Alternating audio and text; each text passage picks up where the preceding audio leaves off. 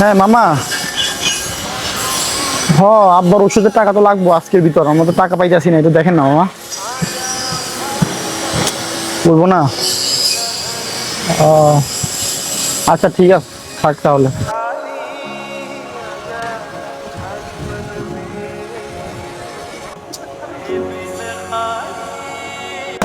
হ্যাঁ হ্যালো ভাইয়া,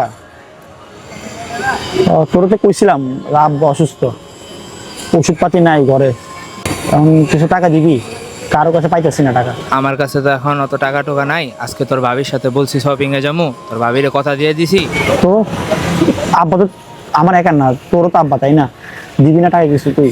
এই আমার আব্বা হয়েছে তো কি হয়েছে, আমি কি এখন ওনারে দেখার লিগা বই রইছি? এখন তোর ভাবিরে এটা যদি না দিই তোর ভাবি মন খারাপ করবো না? তুই পারলে ম্যানেজ কর, ম্যানেজ করতে পারলে কর, করলে না করলে আচ্ছা করিস না। বুঝছি ভাই, রাখ, তোর লাগবে না, থাক।